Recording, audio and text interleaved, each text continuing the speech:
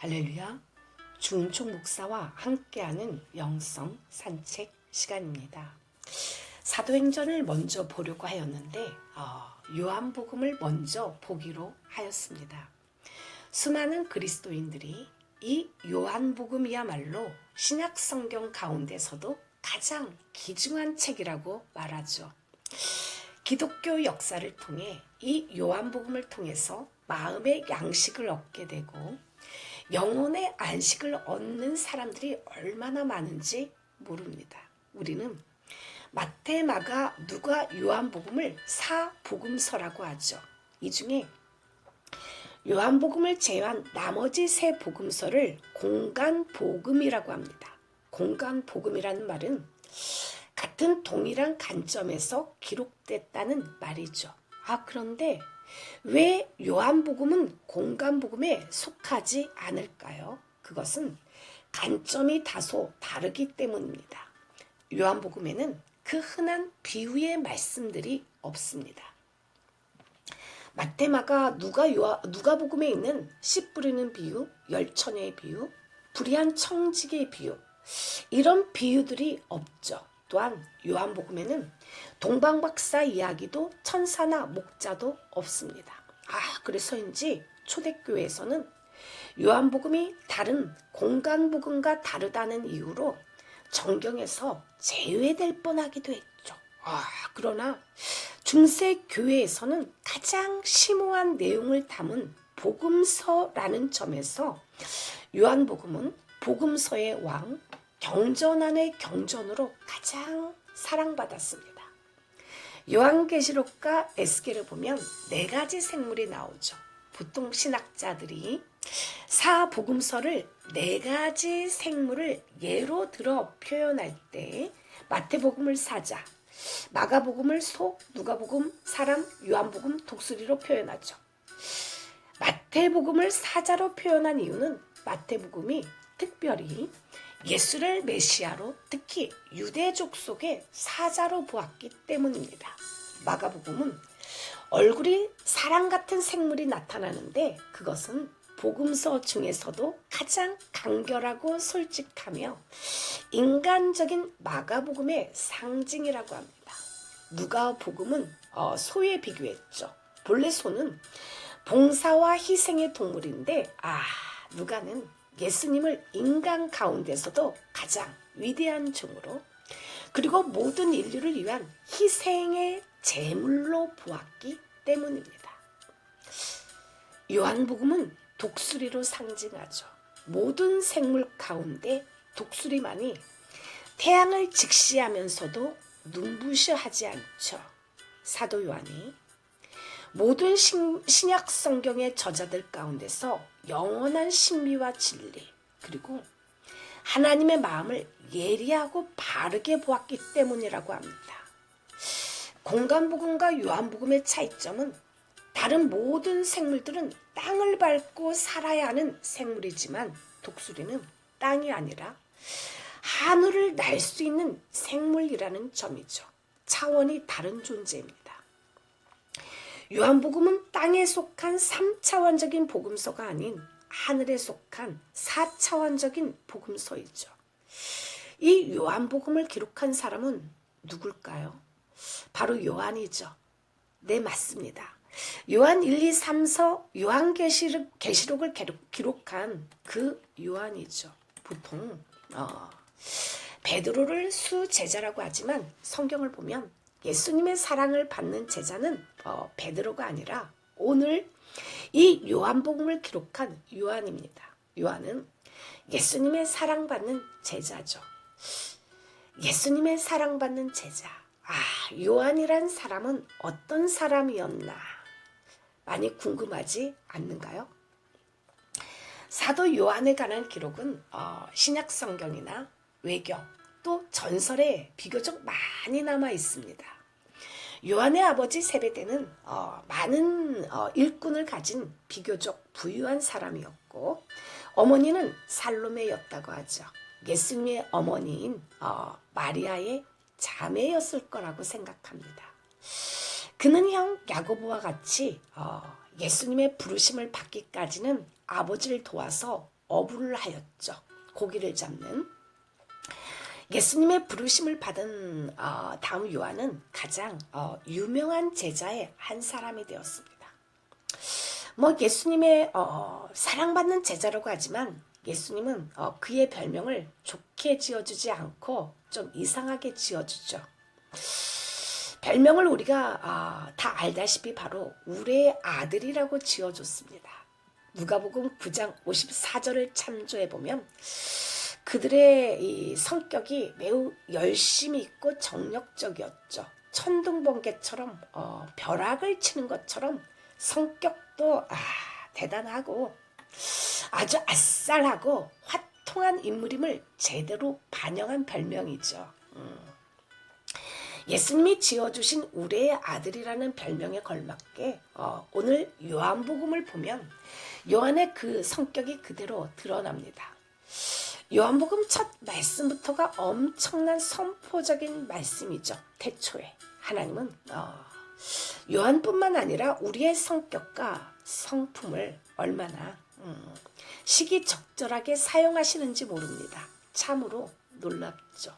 요한은 최후의 만찬 때 주님의 품에 의지해 있었고 사랑하는 자라는 것을 인정을 받은 사람이었습니다. 요한은 예수님이 신문 받으실 때 제사장의 문안까지 갔었고 십자가 언덕까지 주를 따라갔죠. 그리고 주님이 운명하시기 전에 예수님의 어머니 마리아를 돌보라는 위탁을 받은 사람입니다. 예수님이 부활하셨을 때는 베드로와 더불어 무덤에 마구 달려갔었죠. 오순절 이후에 요한은 베드로와 더불어 초대교회 설립의 중심 인물이었습니다. 예루살렘 총회 때 요한이 거기에 있었고 바울은 요한을 가리켜 교회의 기둥이라고 불렀죠. 사도 요한의 위치가 얼마나 중요한가를 짐작할 수가 있습니다. 또한 사도 요한이 도미티안 황제 때 반모섬으로 유배 갔던 일도 우리는 기억을 하죠. 이 시간의 찬양 나 약해 있을 때에도 주님은 함께 계시고 라는 찬양 한 곡 올려드립니다.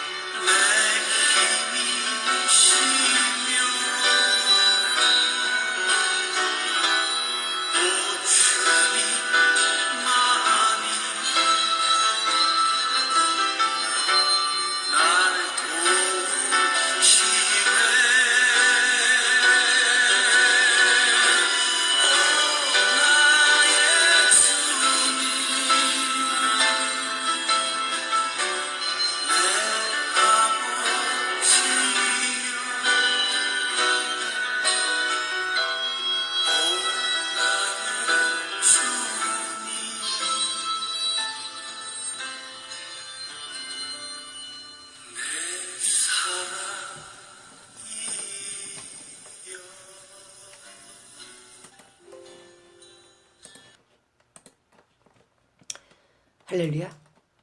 요한복음을 기록하게 된 목적이 무엇일까요? 요한복음 20장 31절에 보면 목적이 분명하게 기록되어 있죠. 오직 이것을 기록함은 너희로 예수께서 하나님의 아들 그리스도이심을 믿게 하려 하며 또 너희로 믿고 그 이름을 힘입어 생명을 얻게 하려 함이니라. 요한복음의 서두는 매우 중요하고 의미심장하죠. 이 말씀 사실 엄청난 말씀입니다. 우레와 같은 말씀이죠. 조금도 타협하거나 흔들림이 없습니다. 태초에 천지가 창조된 것보다 훨씬 더 중요하고 훨씬 더 앞선 그 무언가를 말해야 할 필요성이 있기 때문에 창세기에서 말하는 태초에 라는 단어로 화두를 열었다고 볼 수 있지 않을까요? 태초에 라는 말은 모든 것의 시작이고 모든 것의 근본이고 모든 것의 원리입니다. 다 같이 요한복음 1장 1절 말씀 읽습니다. 태초에 말씀이 계시니라. 이 말씀이 하나님과 함께 계셨으니 이 말씀은 곧 하나님이시니라. 사람들은 태초에 라는 말을 들으면 대부분 오늘 본문 말씀인 요한복음을 떠올리지 않고 보통은 창세기를 떠올리죠. 창세기 1장 1절 태초에 하나님이 천지를 창조하시니라. 초등학교 때 많이 외우던 말씀이죠. 요한복음은 신령한 의미에서의 창세기죠. 요한복음은 예수 그리스도로 말미암아 이루어지는 구속의 역사로서 재창조의 역사를 말하고 있습니다. 즉, 한 사람 한 사람이 예수를 믿고 중생하여 생명을 얻게 되는 창조로서 이 창조에 의해 공동체가 이루어지며 점점 하나님의 나라가 확장되며 신령한 의미에서의 재창조인 것이죠.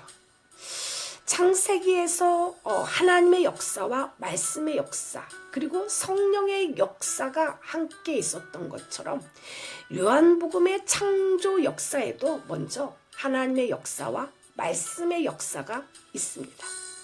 창세기 1장 3절에 빛이 있으라 하심에 빛이 있었고 라는 말씀에서 빛이 있는 것으로 시작이 아니고 빛이 있으라고 하신 말씀이 먼저 있었죠. 우리는 빛이 있는 것부터 시작이라고 하겠지만 하나님 안에서는 빛이 있는 것보다 빛이 있으라고 말씀하신 그 말씀이 먼저인 것이죠. 이것이 요한복음의 첫 부분인 태초에 말씀이 계시니라입니다. 태초에 말씀이 계셨죠. 이 말씀은 로고스로서 천지보다 먼저 계셨고 먼저 계신 그가 곧 창조주이시며 또 로고스가 바로 예수 그리스도이십니다. 예수님은 말씀하시죠. 아브라함이 나기 전부터 내가 있느니라. 내가 있었느니라가 아닌 내가 있느니라입니다. 즉 과거 시제가 아닌 현재 시제죠. 이 말씀은 피조물 중에 하나가 아니라 창세 이전에 있었던 분이라는 것이죠. 말씀이 하나님과 함께 계셨습니다. 예수님은 시간 속의 일부가 시간과 세계가 시작되기 전에 시간 속의 일부가 아니라 시간과 세계가 시작되기 전에 하나님과 함께 계셨죠. 주님은 어떠한 처지에 처하든지 시간과 공간을 초월하여 변함없이 지금 현재에 함께 하시는 현존자이십니다. 예수님은 생명과 빛을 주시는 말씀이며 예수가 바로 세계를 창조하신 하나님의 능력이요. 세계를 유지하시는 능력으로서 인간의 육체를 입으시고 오신 분이라는 것이 요한의 위대한 사상이죠. 요한복음에서 제일 많이 나타나는 단어는 생명, 빛, 사랑입니다. 이 세 가지 단어가 곧 요한복음의 주제죠. 이 복음서에서만 생명이란 말은 54번, 빛은 23번, 사랑은 60회나 기록되어 있음은 그 중요성을 잘 나타내고 있는 것입니다. 이 생명은 사람들의 빛이라 하였죠. 예수님은 사람들의 빛이십니다. 8장 12절 9장 5절에 예수님은 나는 세상의 빛이라 라고 선언하죠. 이 빛은 사람 안에 있습니다. 그래서 사람들은 빛의 아들이 될 수가 있죠. 우리는 어둠과 죽음의 그늘에 앉아서 반복해서 같은 문제로 고통을 당하는 경우가 아주 허다합니다. 절대 아물지 않는 오래된 상처를 만지는 것처럼 나를 집요하게 괴롭히죠. 과거의 기억에 갇혀서 현재를 살아갑니다. 사람은 자기의 생각으로 자기가 끝나면 모든 것이 끝난다고 생각하죠. 그래서 끝나는 것을 두려워하게 됩니다. 그러나 시작도 나로 말미암지 않았기 때문에 끝도 나로 말미암지 않습니다. 내가 끝난다고 해서 모든 것이 끝나는 것이 아니죠. 나를 있으라고 하신 이는 영원하죠. 생명의 빛이신 주님이 사망의 고통에 있는 당신에게 찾아가 주시기를 이 시간에 기도합니다. 예수님의 빛은 무엇을 의미할까요? 바로 혼돈과 어둠, 죽음을 물러가게 하는 빛입니다. 정욕과 욕망과 공포와 불안의 혼돈에서 자유를 얻게 되죠. 어둠과 죽음의 그늘에 앉은 자에게 비치고 우리 발을 평강의 길로 인도하시리로다 하니라. 예수님의 빛은 어두운 세상을 밝히는 구원의 빛이죠. 어두운 밤바다에서 항로를 잃어버린 배가 저 멀리 비치는 등대의 불빛을 보고 항구를 찾아오듯이 인생의 밤바다에서 풍랑을 만나 헤매이며 한강에 떨어져 투신 자살하고 죽음을 선택해야만 하는 이들이 예수 그리스도의 한 줄기 빛을 보며 생명을 얻고 구원의 항구에 도달할 수가 있는 것입니다. 여섯 남자의 품을 전전하면서도 삶의 기쁨과 만족이 없이 살아가던 수가성 오물가의 여인은 예수 그리스도를 만나 진리의 빛을 발견하고 웅크리고 숨어 살던 삶에서 집집마다 마을마다 다니며 빛을 증거하는 강명의 삶으로 변화되었습니다. 바로 이 생명의 빛이 당신에게도 환히 비치는 체험이 있기를 축복합니다. 빛이 있으라. 만물이 그로 말미암아 지은 바 되었으니 지은 것이 하나도 그가 없이는 된 것이 없느니라. 그 안에 생명이 있었으니 이 생명은 사람들의 빛이라. 요한복음에서 생명과 빛은 두 가지 큰 주제입니다. 요한복음은 생명이란 말로 시작하여 생명이란 말로 끝나죠. 예수님께서 오신 목적도 내가 온 것은 양으로 생명을 얻게 하고 더 풍성히 얻게 하려는 것이라. 내가 저희에게 영생을 주노니 영원히 멸망치 아니할 터이요 또 저희를 내 손에서 빼앗을 자가 없느니라. 요한복음에 생명이란 말이 35회 이상 나오며 산다, 생명을 얻는다 라는 동사가 50번 이상 나옵니다. 우리의 매일의 삶에 생명이 흐르기를 간절히 기도합니다. 생명은 그리스도 외에 다른 길이 없습니다. 예수 그리스도는 바로 그 길이죠. 내가 곧 길이요 생명이니. 이 시간에 어두운 세상에 빛으로 오신 예수여 한 곡 올려드립니다.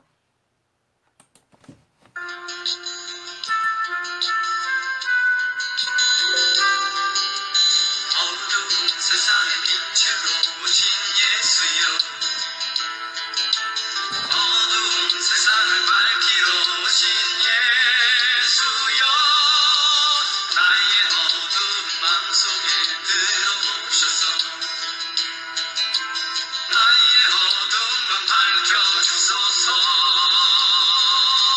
빛으로 오신 예수여 빛으로 오신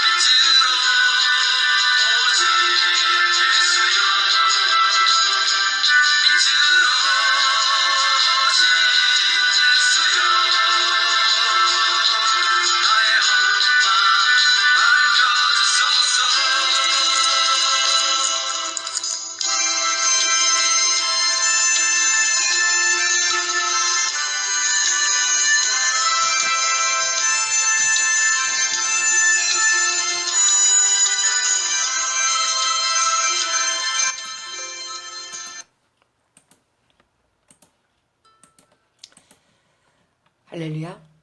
예수님은 오셔서 그 삶 전체를 말씀으로 사셨듯이 그는 걸어다니는 말씀이셨죠. 일거수일투족이 다 말씀이라는 겁니다. 그게 다 하나님에 대한 설명이었죠. 그런데 우리도 바로 그렇게 세상의 보냄을 받았다는 말입니다. 우리는 예수님께로부터 세상의 보냄을 받은 자들입니다. 우리는 빛을 비춰야 하죠. 헬라어로 말씀은 로고스입니다. 로고스란 말, 언어 또는 말씀으로 해석되죠. 하이데거라는 학자는 말을 존재의 집이라고 규정합니다. 말은 형체가 없는데 실제하고 존재하죠. 그러기에 말은 비수보다 더 날카롭게 나를 찌르고 어떤 바위보다 더 무거운 무게로 나를 짓누릅니다. 형체가 없는 그 말에는 세상의 그 어떠한 것보다 강력한 힘과 능력이 있죠. 그런데 성경을 보면 말씀으로 표현되는 로고스는 한마디로 말한다면 인격적인 교제를 의미합니다. 예수와의 인격적 교제가 없는 신앙생활은 생명력이 없는 단순한 종교적 극치에 지나지 않죠. 내 인생이 시작되는 순간부터 말씀이신 하나님은 끊임없이 나와 인격적인 교제를 원하고 계십니다. 우리는 성령의 인도함을 받는 하나님의 자녀들이죠. 창세기와 로마서에 보면 이런 말씀이 있습니다. 하나님의 아들들이 사람의 딸들의 아름다움을 보고 자기들이 좋아하는 모든 여자를 아내로 삼는지라. 여호와께서 이르시되 나의 영이 영원히 사람과 함께하지 아니하리니 이는 그들이 육신이 됨이라. 무릇 하나님의 영으로 인도함을 받는 사람은 곧 하나님의 아들이라. 언제 성령의 사람들이 육체가 될까요? 다윗이 끊임없이 여호와께 여쭈었듯이 하나님의 영으로 인도함을 받는 사람들은 끊임없이 성령님께 물어보며 교제를 하죠. 나보다 앞서 가시는 주님을 따라갑니다. 그러나 신앙생활을 하다 보면 성령과의 인격적인 교제가 아닌 자신의 고집과 주관으로 성경을 해석하고 밀고 가는 사람들이 있습니다. 육체가 왕노릇하는 거죠. 그러면 성령의 사람들은 육체의 사람들에게 말이 안 통하니까 입을 다물게 됩니다. 특히 가까운 가족들, 남편들을 더 전도하기가 힘들죠. 아들과 딸이 주의 종인데도 불구하고 부모로서 내 뱃속으로 난 내 거니까, 내 자식이니까 하고 생각을 합니다. 그 속에 하나님의 생각이 흘러가기가 만무하죠. 육체들의 고집들이 흘러갑니다. 시어머니는 며느리를 그냥 육체로 대합니다. 개척교회에서 신앙생활을 하다 보면 어쩔 때는 더 이상 주의 종으로서가 아니라 한낱 나이가 어린 연소한 사람, 가진 것이 나보다 없는 사람, 여자가 주의 종인 경우 그냥 여자, 이렇게 대하는 육신이 된 사람들이 있습니다. 하나님의 생각이 흘러가는 것이 아니라 자신들이 인생을 살아온 경험과 고집들이 왕노릇합니다. 이런 경우 성령의 교제가 있는 하나님의 사람들은 자신의 주장과 고집대로 끌고 가려는 사람들을 그냥 연약하고 불쌍한 육체로 보고 자신의 할 도리만 하게 되죠. 하지만 입을 다물고 10번 만날 것을 한 번 만나고 지혜롭게 처신하려고 합니다. 먹을 것이 있으면 먹을 것을 가져다 드리고 필요로 하는 것이 있으면 필요들을 충족시켜 드리려고 하죠.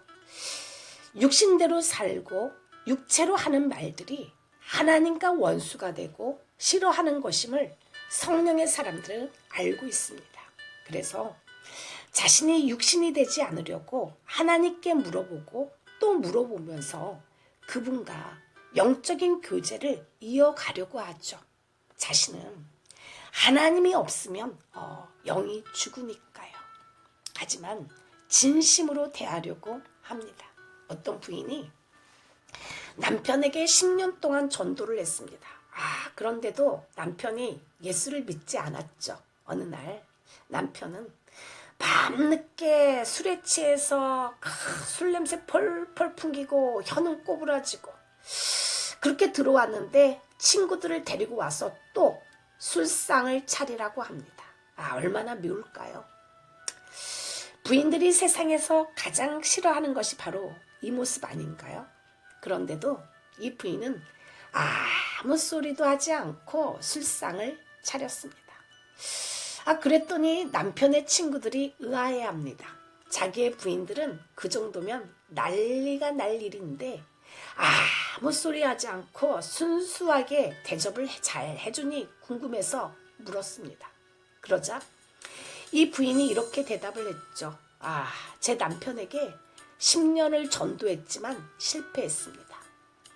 이제 포기하고 보니 나는 천당에 갈 것이고 저 사람은 지옥으로 갈 것입니다. 그러니 이 세상에 살 동안만이라도 편안하게 대접을 잘 해주기로 마음먹었습니다.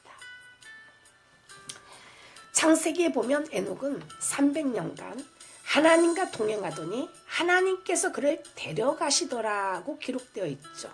하나님은 동행하던 자를 데리고 가시고 영원히 동행하시기를 원하시죠.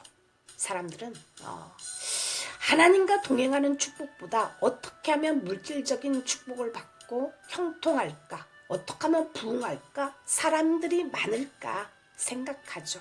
그런데 하나님이 당신을 부르신 곳이 십자가이면 어떻게 하겠습니까? 예수님처럼 당신을 십자가에서 죽게 하면 당신은 발악을 하실 건가요? 외로움과 멸시, 고통을 견디다 못해 뛰쳐나갈 건가요? 십자가에서 뛰어내리겠습니까?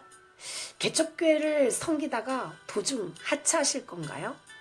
사람들은 하나님이 따라오라 하는 곳은 좋은 곳일 거라고 생각하기 때문에 예수를 믿고 있지만 나의 신랑, 나의 사랑하는 예수님이 가신 곳은 바로 십자가였죠. 그래서 사람들이 세상으로 돌아갔습니다. 막달라 마리아와 나사로 등 소수의 사람들만이 예수님 곁을 지켰죠. 오늘날 작은 교회는 그렇게 기도하고 전도하고 몸부림을 치는데도 교회가 잘 커지지 않는데 큰 교회는 작은 교회의 수고에 비해 더 빨리 커지는 거 아시나요? 그것은 성도들이 숨기를 좋아하기 때문입니다. 직분을 맡지 않아도 되고 구역에는 안 모여도 별 문제가 안 되니 얼마나 좋으냐는 것입니다. 또한 헌금을 냈는지 안 내었는지 누가 압니까?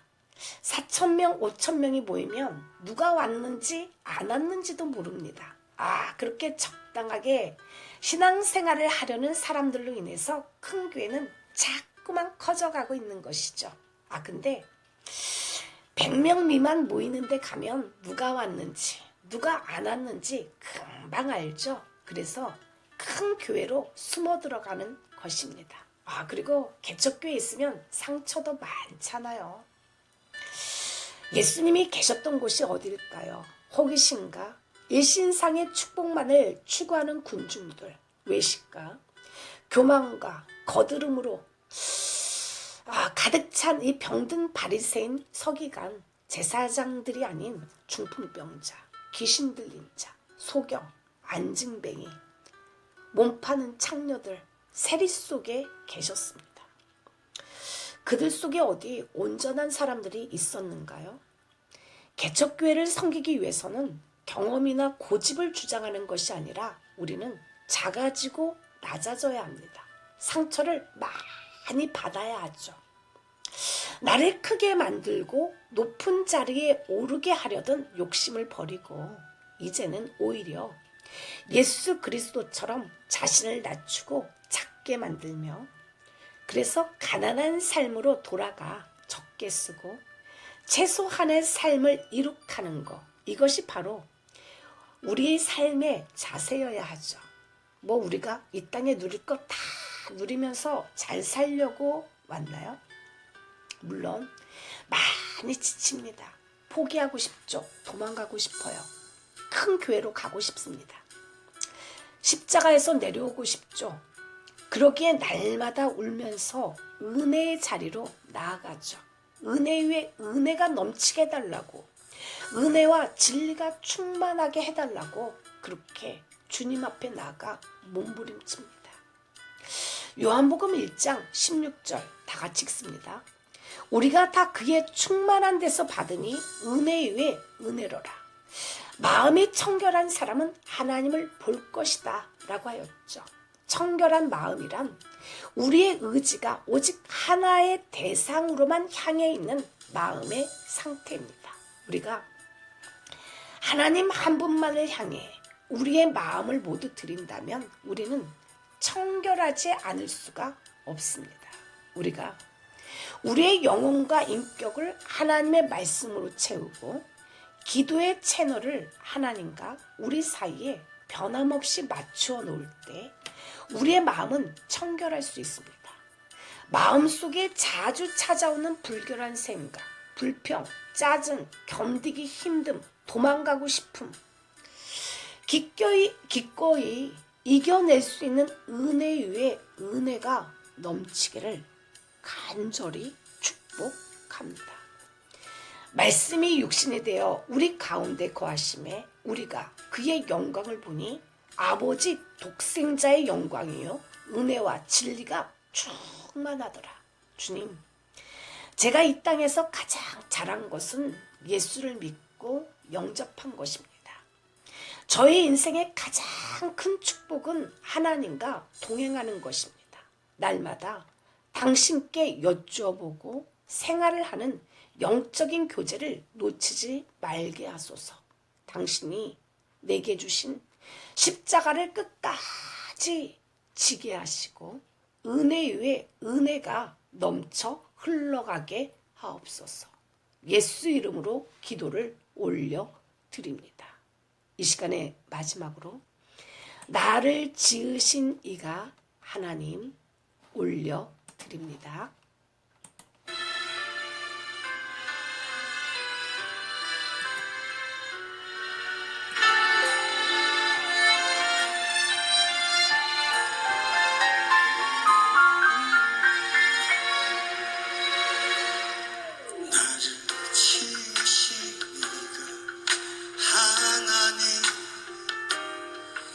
나를 부르신 이가 하나님, 나를 보내신 이가 하나님, 나의 나 된 것은 다 하나님 은혜라. 나의 달려갈 길 다가도록 나의 마